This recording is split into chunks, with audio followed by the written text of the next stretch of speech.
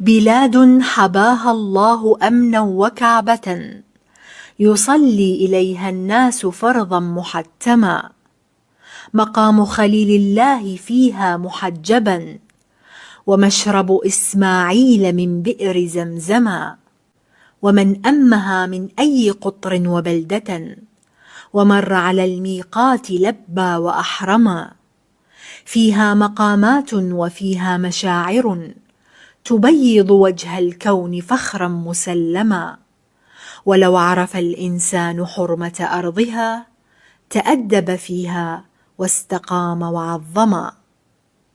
متابعي ملتقى البسملة الدولي للثقافة وجواهر الأدب الكرام، سيلتقيكم اليوم بإذن الله تعالى الأديب الدكتور أحمد مرعو من مصر في الساعة 9 مساء، ومحاضرته القيمة بعنوان عالمية الحج وأثرها على الفرد المسلم.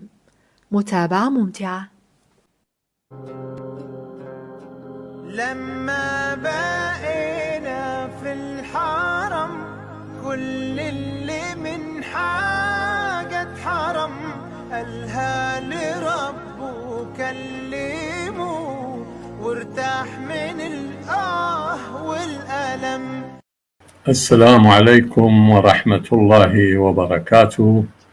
أهلا بكم أحبتي في كل مكان. الحمد لله رب العالمين، والعاقبة للمتقين، والصلاة والسلام على عبده ورسوله وخليله وصفوته من خلقه نبينا وإمامنا وسيدنا محمد، وعلى آله الطيبين الطاهرين وأصحابه الغر الميامين، ومن سلك سبيله واهتدى بهداه إلى يوم الدين.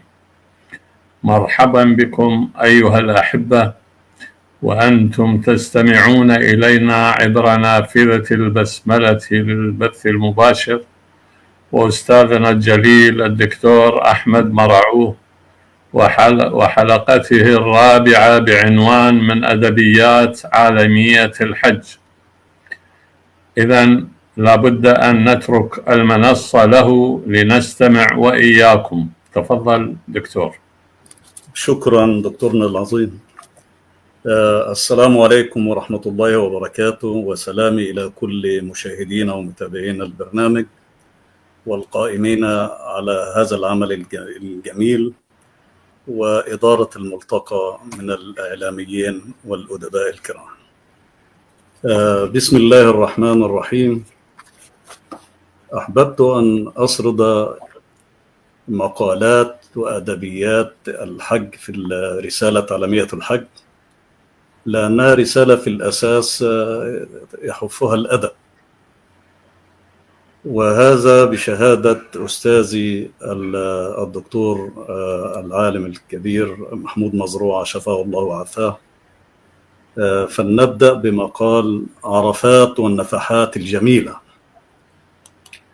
دائما تهب علينا الرياح العطرة من الأماكن المقدسة، فتحمل معها الشوق والحنين للعودة إليها مرة أخرى، ولأننا نعيشها ونتعايش معها بفضل من الله ورحمته منذ أن وطأتها أقدامنا قبل ذلك، فإننا نعيش هذا الحدث الجميل على مر الثواني والدقائق قبل الشهور والدهور.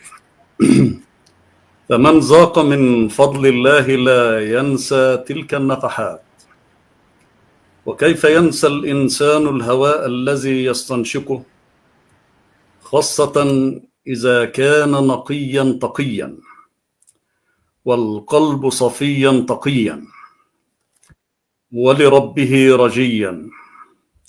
فما أحلى تلك الأيام كنا نحياها في ود ووئام. ألا من عودة؟ ولكثرة هذه النفحات كانت النفس وما زالت تموج بين الموجات الكثيرة المتلاحقة من فيضانات الغيث، ما بين حنين وعشق ولهفة وشوق ومودة ورحمة ونفحات وهمسات وحفيف أوراق أشجار عرفات التي تلاطفك وتداعبك وأنت تمر بينها ما بين آونة وأخرى، وكأنها تداعب الوجوه الحالمة التي أتت إلى هنا قاصدة سحر الجلال الذي كانت وما زالت النفوس تقصده. كل ما شئت وأنا، فإنك لا ولن تنتهي من الموجات المتلاحقة من التعبيرات المتسابقة،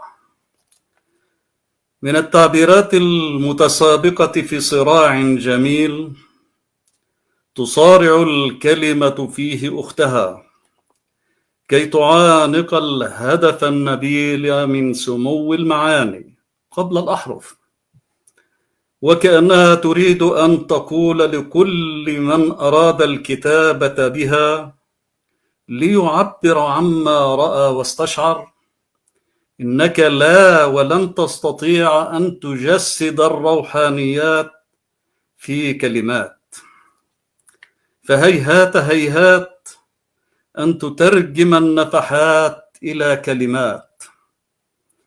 إنك لا ولن تستطيع أن توفي هذه النفحات حقها في كلمات ترص كالبنيان المرصوص. وهل ترتب الكلمات وتنمق في مثل هذا المقام؟ إنك في عرفات تنتقل من حدث لآخر وبسرعة خاطفة كالأمواج المتلاحقة. فكيف لك أن تختزن كل هذه الرؤى المتعددة في عقلك وقلبك؟ وقد كان لكل منهما عالمه الذي يهيم فيه، عالم الروحانيات، وقد كانت لكل منا أيضا أمواجه وموجاته المتعاقبة، وكل فرد منا رأى ما رأى. والسؤال هنا: هل كان استشعار الروحانيات على مستوى الجميع واحدا؟ بالطبع لا. وكما لكل فرد منا أحاسيسه وتعبيراته، أظن أيضا أنه كان لكل إنسان عايش هذا الحدث العظيم وفي اليوم العظيم تعبيراته الخاصة به حسب ما رأى واستشعر، وليس بحسب ما رأى الآخرون. فكيف لنا أن نجمع كل هذه التعبيرات وسط كل هذه الأمواج الروحانية التي إن دخلت في واحدة منها أحالتك إلى أخريات متشابهات لتشعرك بأن كل شيء يتغير بدواخلك ومن حولك، وستنسى كل ما دنت له النفس وتطرقت إليه من قبل، وستسبح في عالم كله حقيقة في زمن فقدت فيه الحقائق وتاهت. أما الحقيقة هنا أنك بين يدي الله في أماكنه المقدسة، ويتوج هذا كله في يوم عرفة ونزول الله عز وجل إلى السماء الدنيا بنزول لا نعلم كيفيته، ويباهي بنا الملائكة فيغفر لمن يشاء من عباده. والأحاديث في ذلك كثيرة ومعروفة، ومنها عن عائشة رضي الله عنها قالت: قال رسول الله صلى الله عليه وسلم: ما من يوم أكثر من أن يعتق الله عز وجل فيه عبدا أو أمة من النار من يوم عرفة، وإنه ليدنو ثم يباهي بهم الملائكة ويقول: ماذا أراد هؤلاء؟ إنك في عرفات تنتقل من حدث لآخر وبسرعة خاطفة كالأمواج المتلاحقة، فكيف لك أن تختزن كل هذه الرؤى المتعددة في عقلك وقلبك؟ وقد كان لكل منهما عالمه الذي يهيم فيه، وإبليس صانع الخطايا يجري ويهرب ويحصو التراب على رأسه حسوا في المزدلفة، ويدعو بالويل والثبور اللذين نزلا به حزنا وغما، فلقد غفر الله أيضا للظالمين، حتى أضحك منظره الرسول صلى الله عليه وسلم. إذن هو النعيم الذي لا ينسى. كان الرسول صلى الله عليه وسلم يدعو كل يوم في منى بأن يغفر الله لأمته، فقال الله تعالى له: إلا الظالمين، ثم يدعو فيقول له: إلا الظالمين، فقال: يا رب أنت تستطيع أن تعوض المظلوم وتغفر للظالم. وهنا الإلحاح الشديد الذي ذكره الشيخ الشعراوي رحمة الله عليه، أنه قال: عندما لم تستجب دعوات فإنك لم تلح. فالرسول صلى الله عليه وسلم وهو رسول الأمة كان يلح، حتى لح في صبيحة المزدلفة، فضحك الرسول صلى الله عليه وسلم حتى بانت نواجذه، فرأته السيدة عائشة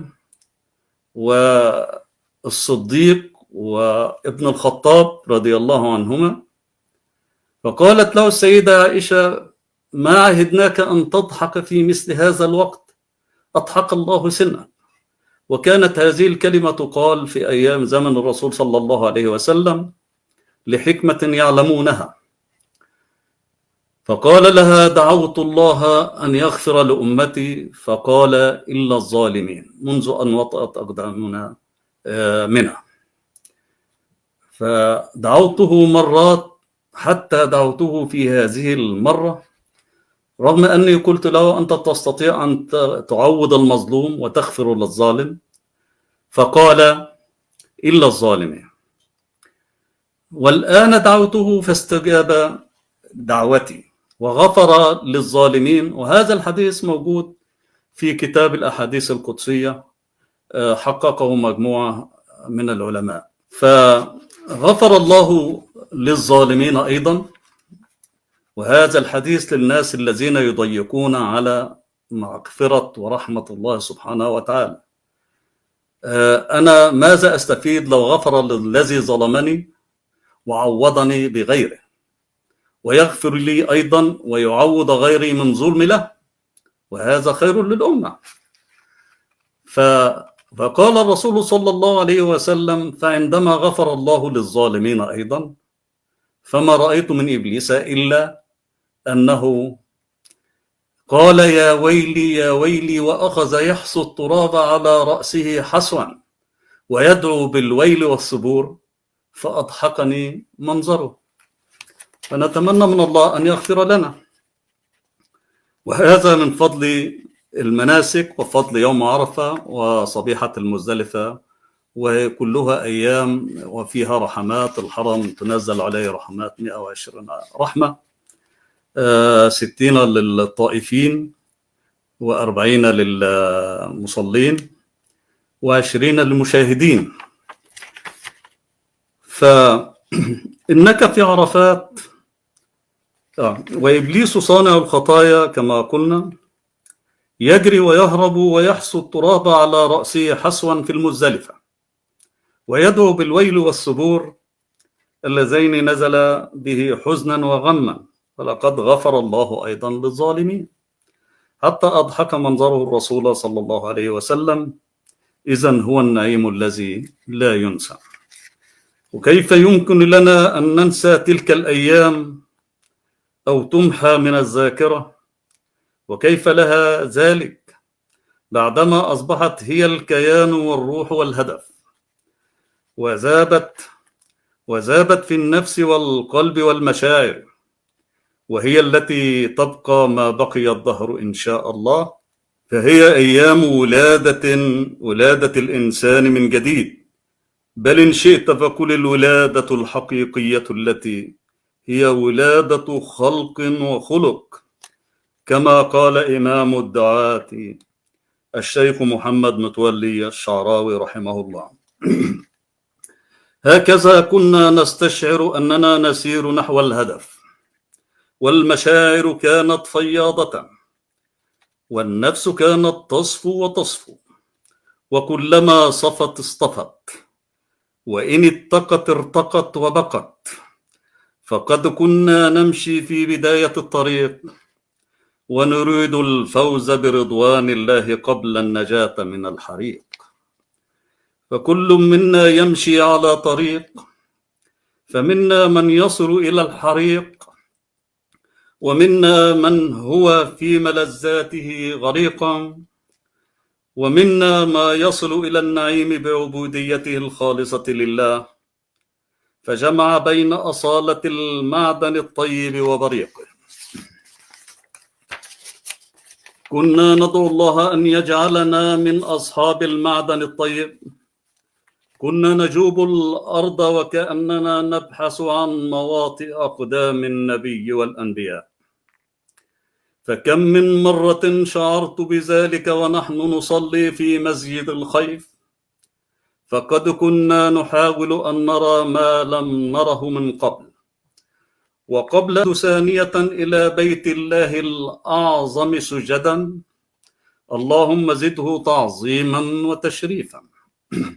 وبعد أن نطوف حول الكعبة المشرفة ونلمسها قبل الموت أولا، وننظر في سمائها، فسماء الكعبة كعبة. قال هذه المقولة الشيخ الشعراوي رحمة الله عليه: قد كان نعيما لا ينسى بعد أن من الله علينا من عطفه وكرمه، ولما لا؟ فكم من أناس استطاعوا وما حجوا لأسباب يعلمها الله وحده. إذن فالله مصطفيك بعنايته. الحج للأغنياء واجب محتم عليهم، والفقراء الذين لا يملكون قوت يومهم ولا يجدون ما ينفقون سقط عنهم. أما أنت يا من تكون في وسط القائمة بين هذا وذاك، فبمجرد الاستطاعة وجبت عليك المبادرة مخافة أن يدركك الموت فتموت مجوسيا أو نصرانيا أو يهوديا، فاحذرها. الاستطاعة في تأدية فريضة الحج أنت وحدك الذي يدركها، فلا تؤجلها، وانجو بنفسك اليوم قبل غد. ثم صلينا بمحاذاة مقام إبراهيم الذي كان أمة، ورأينا موضع أقدامه، وله في ذلك قصة معروفة. وبعد ذلك سعينا فبكينا، وشربنا فارتوينا بين الصفا والمروة، وتذكرنا ما فعلته السيدة هاجر وهي تجوب الأرض بحثا عن الماء بينهما، وهي كبيرة السن وطفلها رضيع، في 7 أشواط لتتعدد الأسباب في البحث عن الرزق على مجمل الإطلاق. ولماذا خلق الله الكون وما نعلم منه وما لا نعلمه في 6 أيام؟ وهو الذي يقول للشيء كن فيكون. هكذا كانت تسعى وهي كبيرة السن في واد غير ذي زرع عند البيت المحرم دون ملل أو كلل. كانت تبحث وكلها ثقة بالله في وجود الماء، فهي التي قالت لسيدنا إبراهيم عليه السلام: إذا لن يضيعون الله. أما نحن وكنا شبابا نسعى، سعينا، ورغم أننا كنا نرى الماء رؤيا العين، بل شربناه في كل شوط مرات ومرات. تعبنا. ولماذا تعبنا؟ لماذا تعبنا والأرض مبطنة بالرخام المكيف أسفله، وبالأسقف الجميلة المظللة، ومياه زمزم التي هي في الوسط، والأكواب البلاستيكية التي تستعمل لمرة واحدة، لكل على حدة.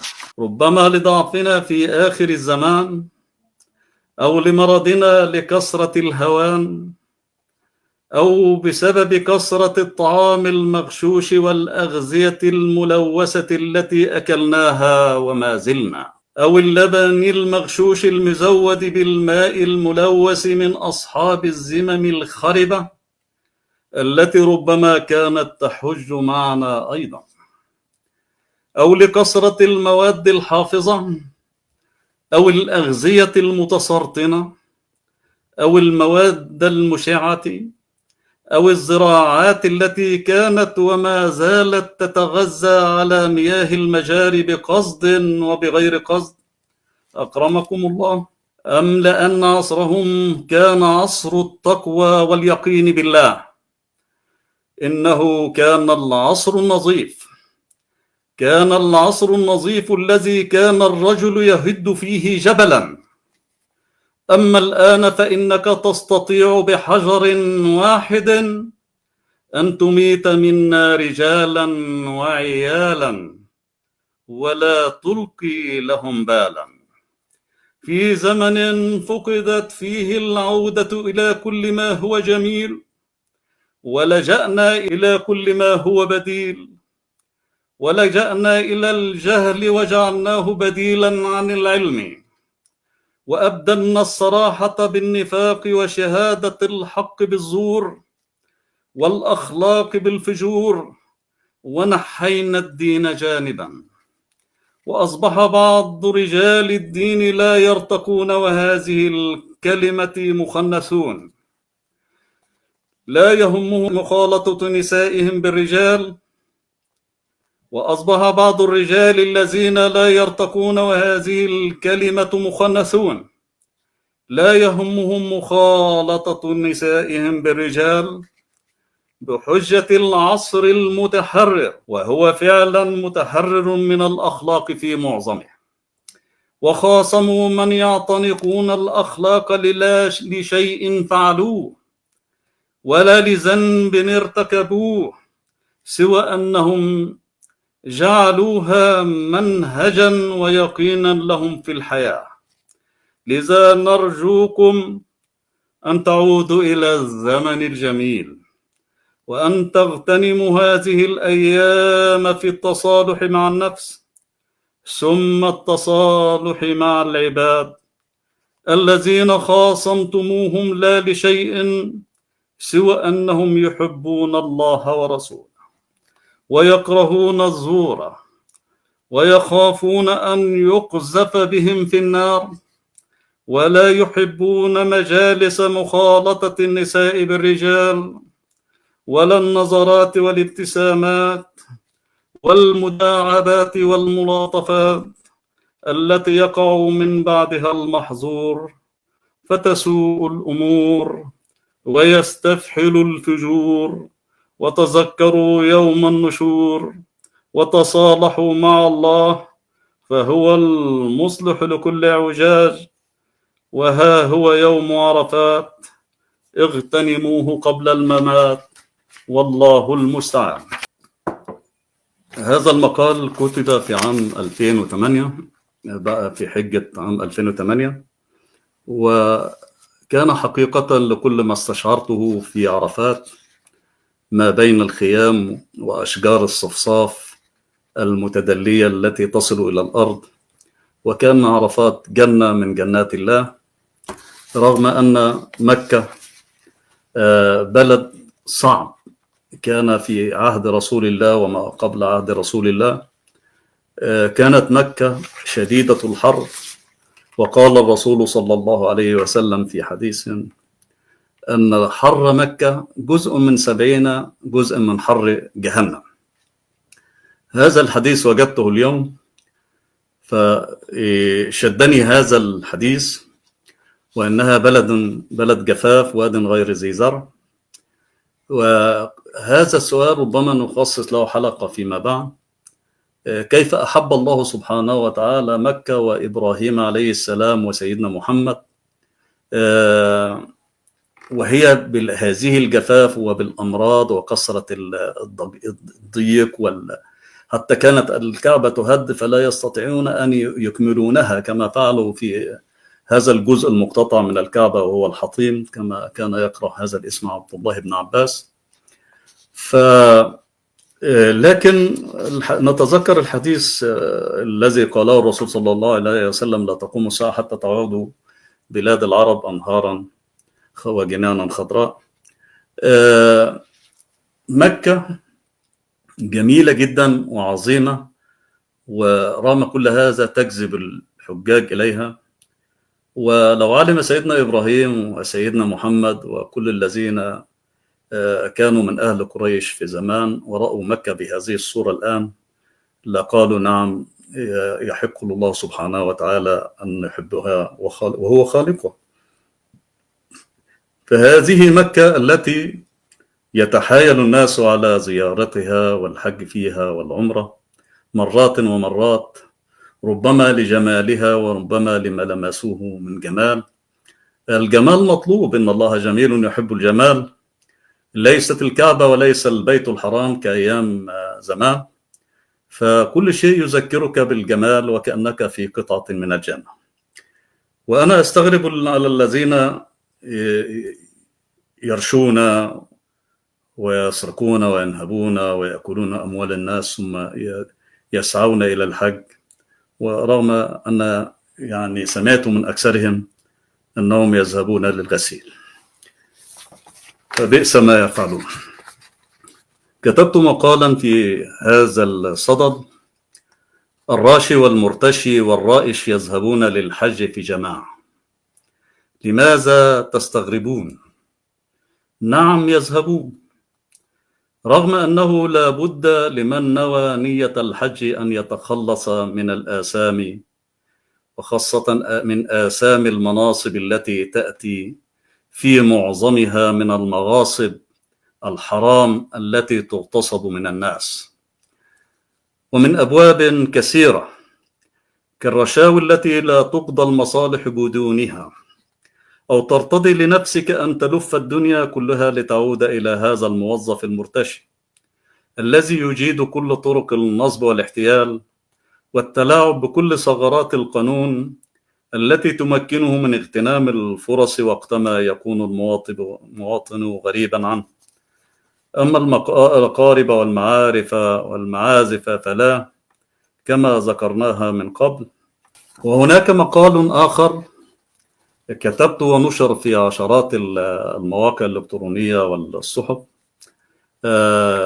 كان حديث الساعة في وقتها بعدما ذهبت للحج في عام 2008. ممكن الوقت الباقي يكفي جزء منه. سماسرة الحج وذبح الحجاج وفق الشريعة الإسلامية. لا أدري لماذا تتركنا السفارة السعودية لهم ليتاجروا فينا كيفما شاءوا، مع أن التأشيرة تعطى مجانا كانت في وقتها، كما قرأنا ذلك تحت كل تأشيرة. فهل المقصود من ذلك هو زيادة الشقاء والعناء لكل مسلم يريد أن يكمل دينه بأداء الفريضة، أم أن كل ما هو إسلامي لا بد وأن يزداد سعره أضعافا مضاعفة، أم لأننا نتحرى الحلال دوما نقع فريسة الاستغلال؟ وقس على ذلك أن كل دجاجة تشتريها من أي مسلم هنا في النمسا لا بد وأن يكون سعرها أعلى من سعر منظمة الأوبك، ولو اشتريتها من أي مسجد يكون السعر نار الله الموقدة التي تطلع على الأفئدة. مع أننا عملنا في أكثر من مصنع دجاج، ونعلم وكل من عمل معنا في هذه المصانع أنه لا ذبح إسلامي ولا غيره، لسوى الصعق بالكهرباء، وأحيانا المختنقة تعاد قطع رأسها لأن السوق ليس بحاجة إليها. فهل يبيعون لنا دجاجة قد أسلمت؟ وقس على ذلك أيضا المنبه الإسلامي الذي صنعته الصين ولم يصنعه أي مسلم، هذا المنبه الذي يوقظك من النوم سواء أردت الصلاة أم لا، لتصلي مرغما. ولماذا يرتفع سعره إذ لم يقم بذلك كله، مع أنه يحمل شعارا وهو صنع في الصين وليس الدول المتأسلمة؟ والسجادة صاحبة البوصلة الذكية وأختها الجرداء الغبية والمسبحة والسواك والمسك، كل ذلك يزداد سعره مسبقا. والعلة التي يستغلوننا من خلالها أن الحج له أشهر معلومات لجمع الغنائم، والعدو أمامكم والبحر خلفكم، يعني تهرب مني هنا أو هناك ستعود إلي باكيا راجيا. فلقد اتفقنا عليك أيها المضطر للحج للتعامل مع المستغلين من أشياء غير البشر، اتفقنا عليك في مقهى علي بابا للغريم ومقهى علي ماما للحريم، وإن ذهبت إلى غيرنا ستذهب إليه وأنت ذليل النفس، وأنت تقبل بما يمليه عليك أيها المستغل الآخر أيها المستغل الآخر الذي يتاجر بكل شيء.